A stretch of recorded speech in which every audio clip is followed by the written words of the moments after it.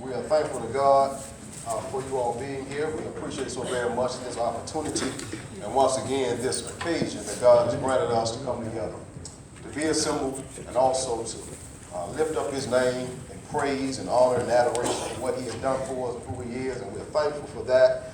It's so good to see so many here with us on this day. Amen. If you're visiting for the first time, we want you to know we are thankful to God that you're here too. And we appreciate you being here with us.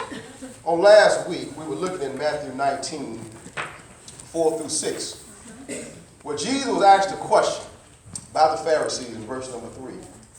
Is it lawful for a man to put away his wife for every cause? And Jesus says that what God did at the beginning, God brought forth a man to leave his mother and his father and to cleave unto his wife. What therefore God has joined together, let not man put asunder. And what we're seeing today in society, man is trying to rip apart, tear apart the very fabric, the very foundation of human civilization. To underscore the importance of marriage is to underscore marriage is the very foundation of human life. Amen. So when we think about the importance of marriage, Jesus was right in Matthew 19, 4 through 6. And so what we're seeing today, we're seeing a deterioration, a destruction of marriage. Marriage, and what I mean by marriage is this: a man and a woman. Amen. We're seeing the destruction of that with homosexuality. Come on, so I want to continue that where God is joined together. But I want to do it from a little different vantage point this morning. What we need to realize, sometimes what happens in life, we see things and we experience things and we never know what's going on behind the scenes. And when you find out what goes on behind the scenes, you have a different outlook or a different perspective. To kind of give you an idea, you remember, this is crazy to even say this. You remember back in the day when DVDs were in? All right. Everything Netflix and chill now. But there was a time when we watched DVD, and then getting the Blu-ray DVD, sometimes they have the bonus or unedited features at the end of the DVD. So after you finished the movie, you had the opportunity to go back behind the scenes and to see how they created the movie, or to see what scenes they put into the movies or left out of the movies. Yeah. And sometimes you would go back and look at those bonus scenes and realize they should have put that in the movie. Oh, I didn't know they had this person in the movie. So when you go behind the scenes, you have a better appreciation for what you saw. Well, that's the same principle is true today. When we go behind the scenes of the homosexuality movement, I think by the time we finish this sermon, you're going to be quite surprised. But what we realize in Matthew 19, verses 4 through 6, Jesus was right. The only marriage that God approves of is a marriage between a man and a woman. I have on the board here, and we're going to be a little bit more informative this morning. There's a book. Came out 32 years ago. The title of the book is After the Ball, written by Marshall Kirk and Hunter Massey. If you notice the subtopic of the book, How America Will Change Its Fear and Hatred of Gays in the 90s. The book was published in 1989, but it was based on an article written in 1987. So what I'm saying is this: what we are seeing in 2020 is something that's been moving for the last 33 years. And so by the time we see it now, we're wondering, how did this stuff come out the closet? But you need to realize there were some things put in place 30-something years ago, and let me tell you something, it worked. It worked and then some. They made it work. Well, how did they make it work? I want to show you how. First of all, let's get an idea. The two men who wrote the book, so you can understand everything that took place. Marshall Kirk graduated from Harvard University with a degree in psychology. But he is also a writer and a researcher in neuropsychology. Neuropsychology is this. That just means somebody studying how your brain influences the rest of your body. So number one, that's alarming to me. That a person can write a book and they already got the upper hand of how you think. So you have a man who writes a book and he automatically knows how the mind works. His co-author is a gentleman by the name of Hunter Massey.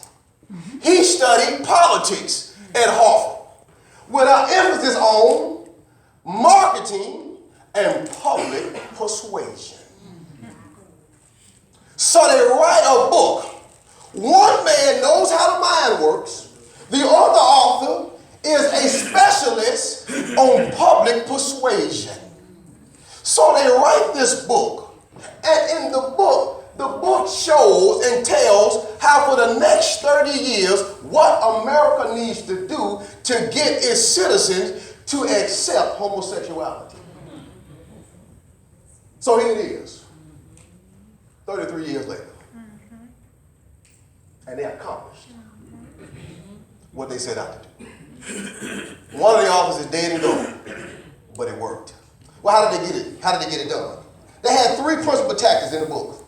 I want you to notice this. 3 major tactics in the book that they wrote this book around.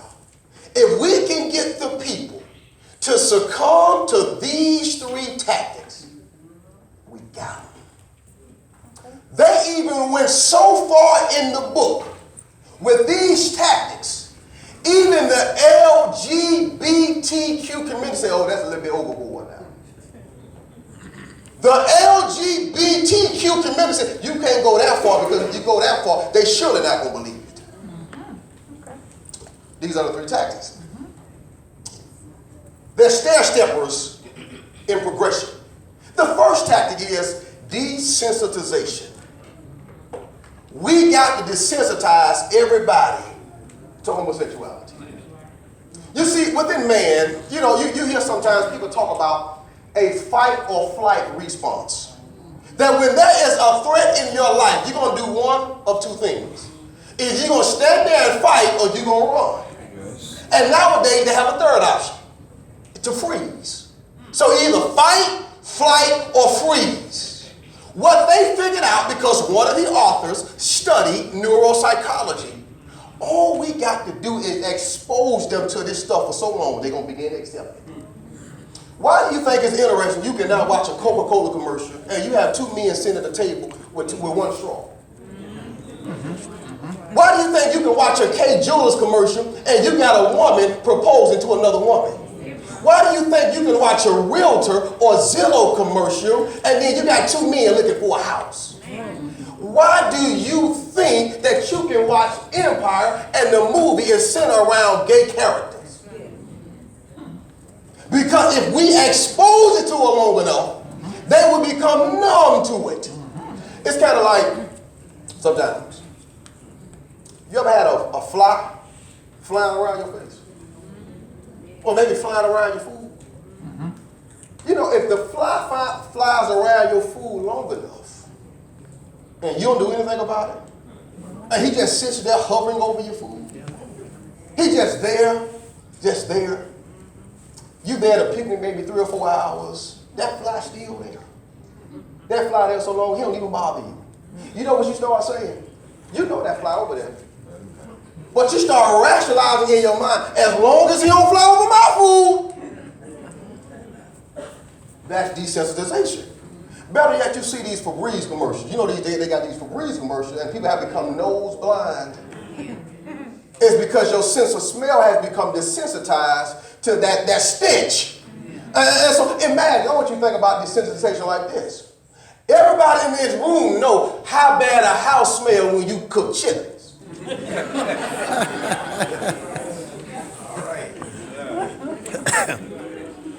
But let somebody prepare, clean, and cook chitlins long enough and you get used to the smell. That's desensitization. We have been exposed to homosexuality for the last 30-some years, and now it don't even bother us. The first tactic worked. Because right now, what are we facing? We live in a society now, you can't say anything at all. You're hearing words like being inclusive, being acceptable, being tolerant. Why? Because we have become numb to it now. You see, the first principle worked. But then the second principle is a little bit more aggressive. It's known as jamming. Jamming is this. What they do in jamming, because they figured it out, what they would do in jamming, they would take a picture of maybe some people some religious people, maybe like yourself, or some people who were protesting homosexuality. And they would show a picture of people protesting these things. They're screaming, they're hollering, they got signs, it's wrong, it's wrong, it's wrong. But then over here, you got a picture of a gay couple. They take care of their children that they've adopted. They're nice to the community. They're generous to the community. They plant flowers in the community. They leave money in their wills for the community. So by the time you look at these two images, you start looking at these folks over here who are yelling and screaming and saying it's wrong, it's sinful, they're going to go to hell. And then you start looking at this picture over here, you're like, oh, wait a minute now. Now I know that's wrong. But you can't be full of hatred. You can't be talking to folks like that. What that looks like is this in our society. It looks like we're jamming that it was wrong for Kevin Hart not to host the Oscars. But then when you look over here, Kevin Hart cheated on his wife. So now if he's going to condemn homosexuality, he got to be faithful to his wife. But then over here, this same-sex couple, they are faithful to each other for the rest of their lives, but you got a man condemning us, and then he cheated on his wife. Which one you going to look at and say that's wrong? Kevin Hart. No, Kevin Hart. Because you've been exposed to it over here already. And so he can't condemn him. Why? At least we faithful over here. You got two women who are faithful to each other over here. Two men who are faithful to each other over here. And yet it's still, he don't want to host an Oscar. And he cheating on his wife. What they do, they jam images side by side. You do that long enough, guess what people going to start feeling sorry for? This couple over here. They docile, they're soft, they're meek, they don't hurt anybody, they do good in the community, and you got this guy over here cursing and cheating on his wife and doing all this stuff. All of a sudden, this over here don't look too bad. But they got to get you to the point of conversion. That's the ultimate goal. That when they desensitize you long enough, and they jam enough images in front of your face long enough, these side-by-side things, all of a sudden, now you converted, and now here you are over here holding up a Bible class talking about, I don't see anything wrong with it. Because you've been converted now. And now you know what that looks like. Now you have members of the Church of Christ say, I don't see anything. Maybe God. Wait a minute. How do you know? All of a sudden we start looking like the enemy. This sermon goes out on the internet and I look like I'm full of hate speech. All right. But you didn't realize there were some things going on 30 years ago that got us to this point right here. So by the time I stand up in 2020 and tell you it's still wrong because the image of Kevin Hart and the gay couple, the logic is this, they both wrong. But now because one man studied neuropsychology, now you're feeling like, you know what, we don't need to treat people like that. We don't need to treat people like that. Those people are nice. They haven't done anything to anybody. Only for us to realize there were some things going on behind the scenes that got us to this point. I believe we will all have to say amen to the fact that what these two men did, they wrote a gay manifesto 30-some years ago, and it worked like a T. And here we are in 2020, living in the world where everybody embraces everything. It's so amazing to me. You ever listen to your sports announcers? Everybody is about inclusivity. Everybody is about acceptance. Everybody is for tolerance. It's amazing. All of your sports stars, all of your athletes, all of your musicians, all of the famous people that we like, love, and adore, they all for it. You know why? Because they've been converted. And so what we need to realize is still wrong. It's still wrong. I want you to consider now, they may have had some tactics and they work. Let me tell you something. Their tactics don't supersede the word of God. First of all, I want you to notice something. Let's go to a couple of passages. Romans chapter 12. I just believe God's word is right. It doesn't matter how many tactics you come up with. You may fool people who don't know, but you can't fool me. Romans chapter 12, Paul says this. And these are scriptures to combat what they thought they could do with everybody. Romans chapter 12, Paul says this. I beseech you therefore, brethren, by the mercies of God, that ye present your bodies a living sacrifice, holy, and acceptable unto God. Paul says, I want you to present your bodies.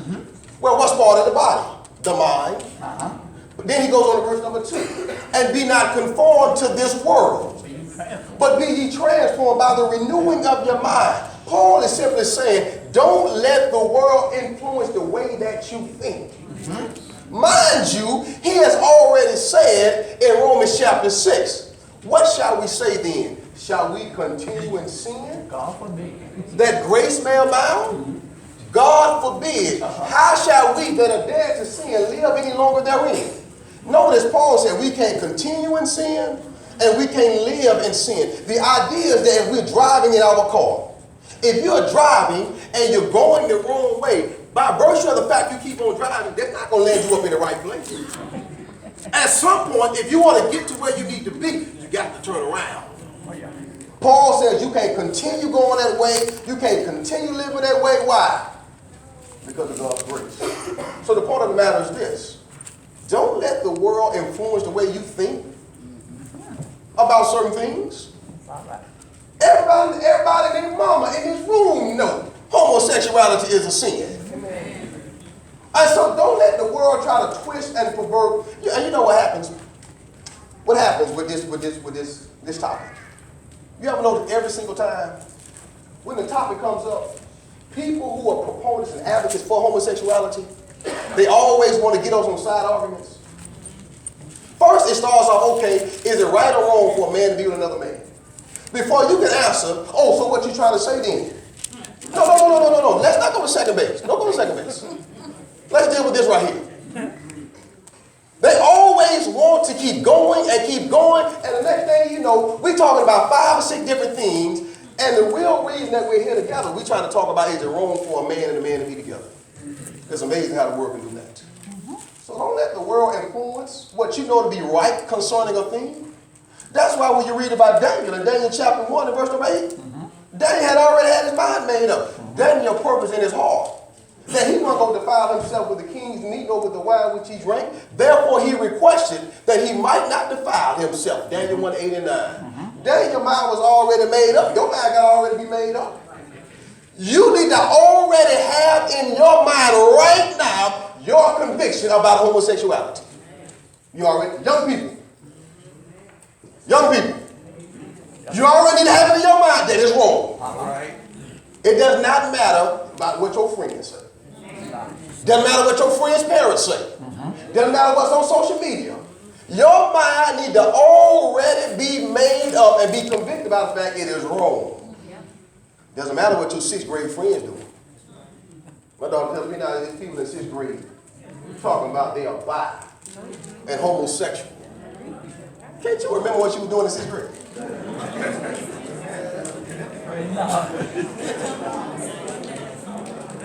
It should have been thinking about the same sex. But because of what happened 30 years ago, now 6th graders are talking about they're gay and lesbian. And so don't let anybody change your mind, not only that, but in 1 Peter chapter 5. Peter says, and I want you to think about this, what you got to do. You got to be sober. You got to be vigilant. In other words, you got to get your head out of the sand. Parents, grandparents, guardians, aunties, uncles, cousins, whoever you are,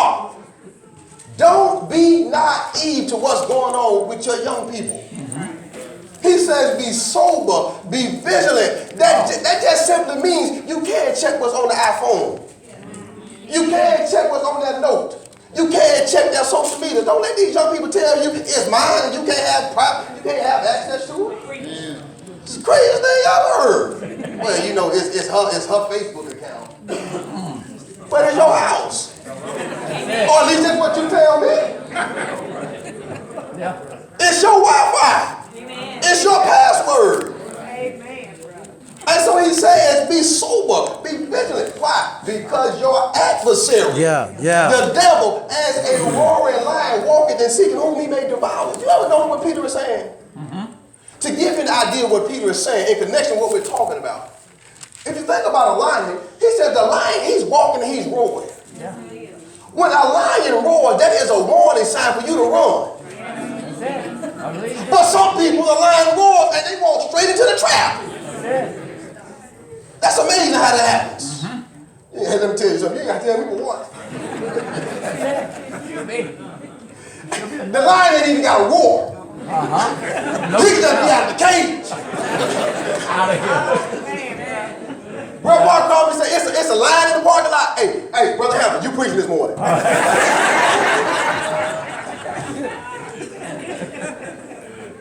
You have to be on guard. But Peter said it's a roaring lion, and yet it's still people still get caught up. The lion's roar is a warning sign for you to run and get out of harm's way. But people still find themselves attacked. Not only that, you look at also, Peter says it's a roaring lion. When you consider John writes in 1 John chapter 5 and verse number 19, and we know that we are God, and the whole world lies in wickedness. The whole world is living and lying and residing in wickedness. Thus the reason why you can have two men who would spend all that time and money and all that stuff they went to school for to write a book, to advocate how we should accept something that is wrong. Where God is saying in Isaiah chapter 5, woe unto them that put light for darkness, and darkness for light, and bitter for sweet, and sweet for bitter. It's amazing how that works out. But John says in Revelation 22:11, him that is unjust, let him be. Let him be unjust. Him that is filthy, let him be filthy still. Him that is righteous, let him be righteous still. Him that is holy, let him be holy still. John says, if you don't have the intention of changing, just keep on living the way that you want to live. Just keep living in that filth. But that's the world in which we live. And so we need to realize there are some things going on in the world in which we live that we're not even conscious about. And here it is, by the time you found it out, you already made up the stairs, you a conversion. It's amazing. But I want you to consider this. This is what the Bible says. You ever thought about the term sodomite?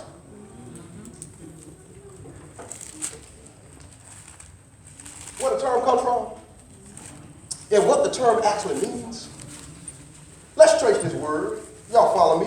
Genesis 19:4-5. Brother Hammond, get Genesis 19:4-5. Notice now, let's trace this term, so by the time you see it in Scripture, you realize what it is. Genesis 19:4-5, what does it say? But before they laid down, the men of the city. Now before the day is Lot and the angels who came to Lot's house. Before they're prepared to lay down for the night, what happens? The men of the city, even the men of Solomon, compassed the house round about. The men of Sodom, they know Lot is housing some angels, some men. That Lot is demonstrating hospitality. But the men of Sodom and Gomorrah, they come and they encamp around the house. Well, what do they want to do? Do they want to have a sleepover party? Do they want to have a pajama party? Do they want to watch the Super Bowl? What do they want to do in Lot's house this time of night? Read on. Both old and young. Both old men and young men. That shows you the degradation. Read on. And the people from every quarter. And they called unto Lot and said unto him, where are the men which came in to thee? Where are the men that came into your house, Lot? Bring them out. Bring them out. Unto us, that we may know them. We want to know these men that came into your house. The avid Bible student will realize the word know is a euphemism. It's the word used in the place of another man. When they say they want to know these men, they don't just want to have a conversation with these men. They're not trying to figure out where y'all come from, who your cousin is, who you related to. You know, we always do that, don't you? We can be in the store sometimes and somebody say, well, I look like I know you. Who your folks are? Who you kin to? And don't let y'all have the same last name. But this is not the kind of know that they're talking about. The word know here means to have sexual relations with.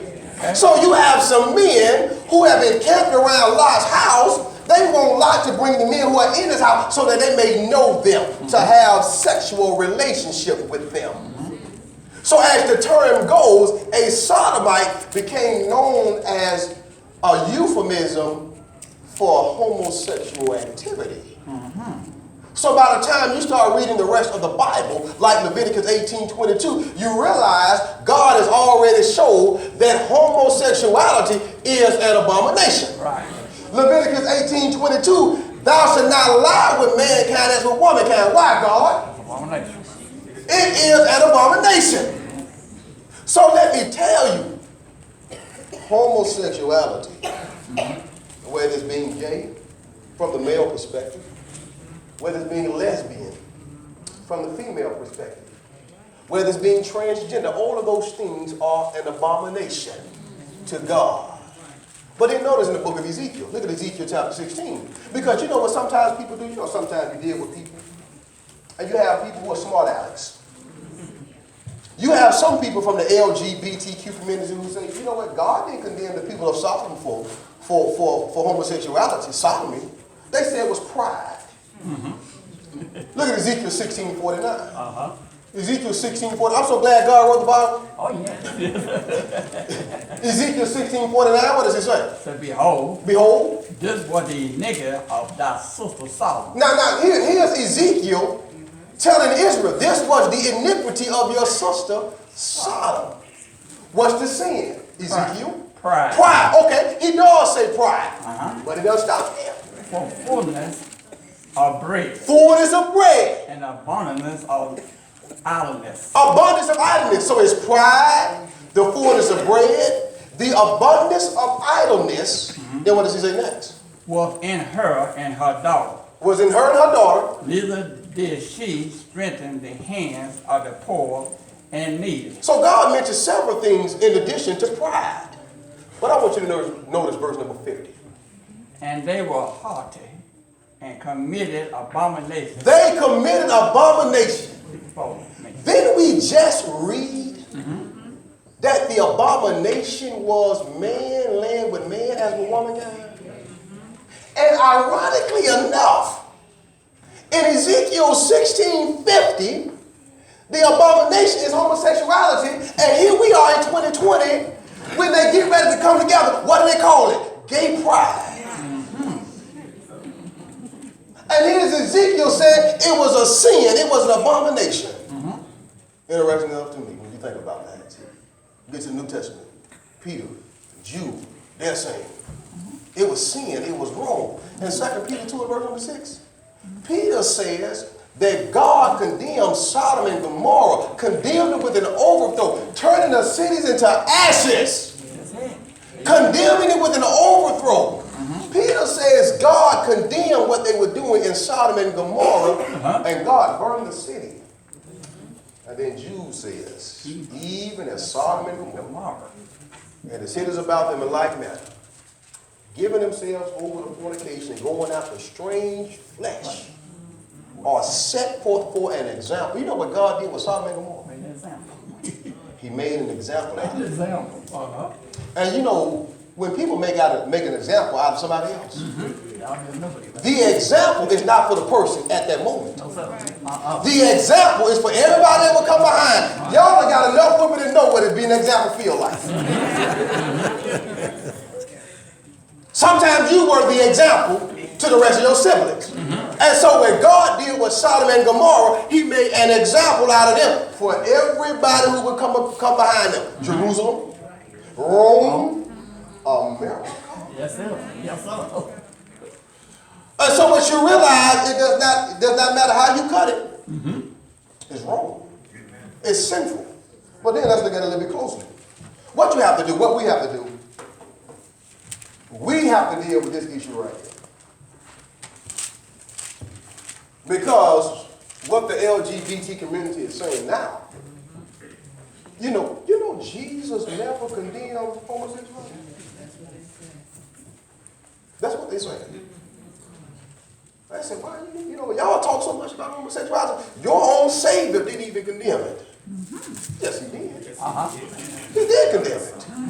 He may have not said the way you want him to say it, but he condemned it. And here's the thing about God. God don't always say what we want him to say the way that we want him to say it. That's it. We don't even do that. You know how I know that? Because sometimes somebody can say something to you in the wrong way. And your response is, well, why you had to say it like that? So we don't always talk to people the way they want us to talk to them. God don't do that either. And so God does not condemn a thing the way that we want him to say it. Even if he did, some people still wouldn't accept it. So what God does, God shows us it's wrong by virtue of the term fornication. Did Jesus condemn fornication? If we can see that Jesus condemned fornication, homosexuality is a form of fornication. Guess what's condemned? Homosexuality. In Matthew chapter 15, verse number 19. What did Jesus condemn there? For out of the heart proceed evil thoughts, murders, adulteries, fornication, theft, false witness, blasphemy. These are the things that defile a man. But the evil on one's hand defiles not. So you're going to argue with me and tell me Jesus didn't condemn fornication? When homosexuality is a form of fornication? The term fornication in your New Testament comes from the word that means any ungodly, illicit, unsanctioned sexual activity. That includes prostitution. That includes premarital sex. That includes incest. That includes adultery. And it also includes homosexuality. Yes. We'll see that in just a moment. Also, if you will, look at Galatians chapter 5. Galatians chapter 5. Paul says, now the works of the flesh are manifest, which are these. What are they, Paul? Adultery. Fornication. Uncleanness. Lasciviousness. Adultery. Witchcraft. Hatred. Vanity. Immolation. Wrath. Theft. Sedition. Strife, seditions, heresies, envies, murders, drunkenness, revelings, and such like. God condemned all of these things. And then look at verse number 21. Of the which I tell you before, as I told you in time past, that they which do these things shall not inherit the kingdom of God. So did Paul condemn